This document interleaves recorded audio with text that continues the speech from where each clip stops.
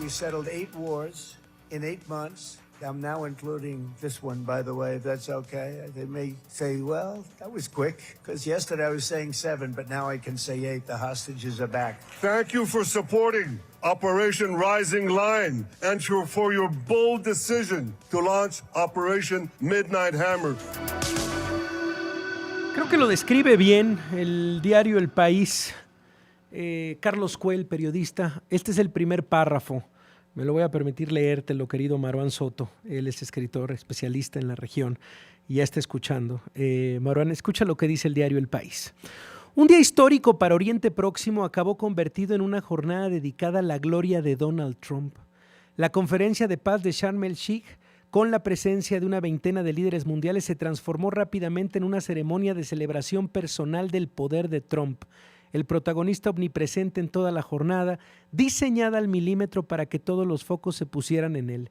Uno detrás de otro, todos los líderes saludaron a Trump eufórico, mientras otro de los grandes protagonistas del día, el presidente egipcio, Abdel Fattah al-Sisi, le decía: solo usted podría haber conseguido esta paz. Es lo que ha sucedido en un escenario, pero es algo, Marwan, mucho más profundo, y nos interesa muchísimo tu visión y tu análisis. Gracias por acompañarnos esta tarde. ¿Cómo estás? Gracias, Javier. No. A ver, es que creo que hay que separar las cosas. Exacto. Porque por un lado sí es un día histórico que no necesariamente cierra el capítulo de los 2 últimos años, sino cierra parte de él, sobre todo relacionado a 3 elementos. Claramente, los rehenes que mantenía Hamás después de 2 años en su poder, que fueron regresados, que pueden volver a estar con sus familias. Por otro lado, los 2.000 prisioneros que tenía Israel también, que fueron liberados, y aquí hay un apunte que hay que tomar en cuenta. Si bien había hay algún número grande, un par de cientos de estos 2.000 que habían estado en algún momento de la vida vinculados con Hamás, o podrían incluso seguir vinculados con Hamás, el grueso de esos 2.000, alrededor de 1.600, 1.700, en realidad eran civiles que fueron detenidos en el primer año de la guerra en Gaza, que no tenían la menor pena del entierro, más que vivían en la misma franja, ¿no?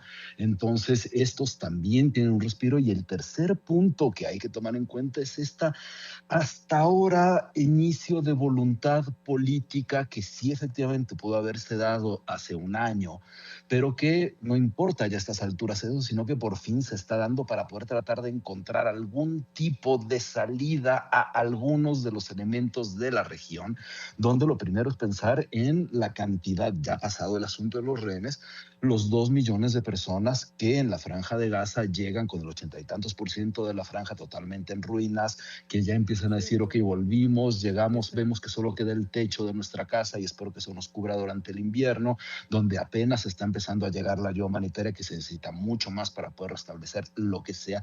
Estamos hablando de supervivencia y habitabilidad. Y ya que separamos eso, que no es poca cosa en lo más mínimo, pues sí, el espectáculo Trump, ¿no? El Trump Circus, porque al final el nivel de obscenidad en términos diplomáticos y políticos que se vio hoy sí era fuera de cualquier tipo de pudor, ¿no?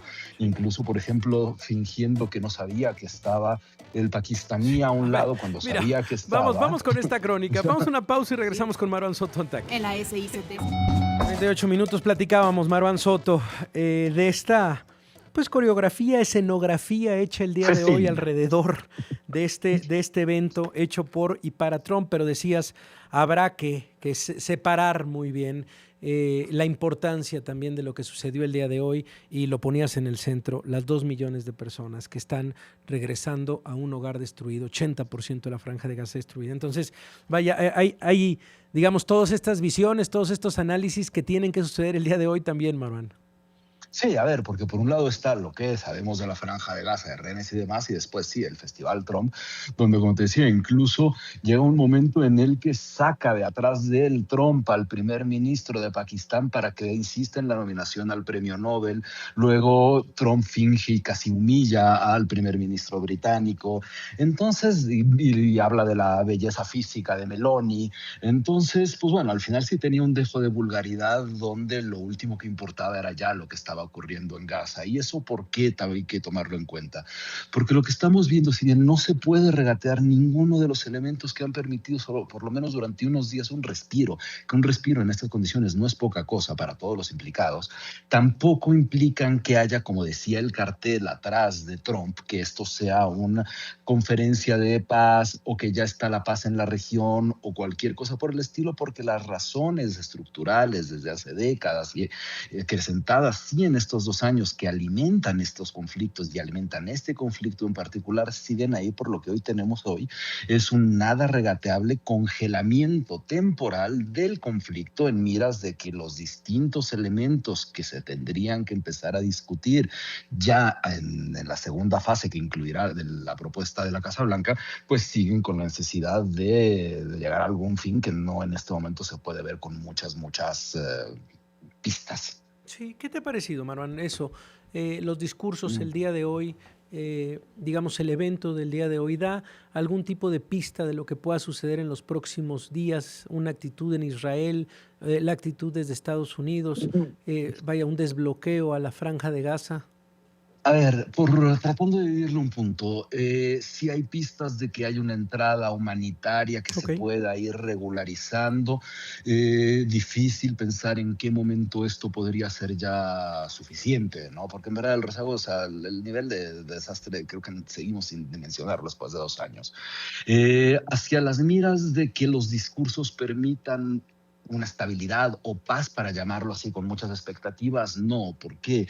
Porque por un lado tenemos 2 cosas. Hamas negándose a la completa desmilitarización, no entregando sus armas defensivas, sí aceptando la entrega de las ofensivas, pero permitiéndoles con eso tener cierto control territorial.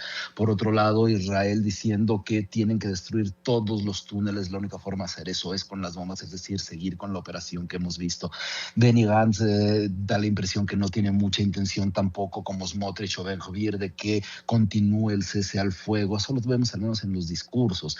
Y el hecho que ni Ben-Gvir ni Smotrich, estos 2 grandes ministros de extrema derecha que han cobijado a Trump, no hayan renunciado, como lo habían dicho anteriormente, da la impresión que podría indicarnos que siguen con la idea de que podrán continuar después de esta primera etapa con las hostilidades en contra de Gaza, solamente con ya la población mucho más desplazada en la recuperación de los propios territorios, lo cual lo podrá hacer muchísimo más grave, ¿no? Porque ya estarán más dispersados, es decir, en los términos más cercanos a 2024 que los que tenemos hoy.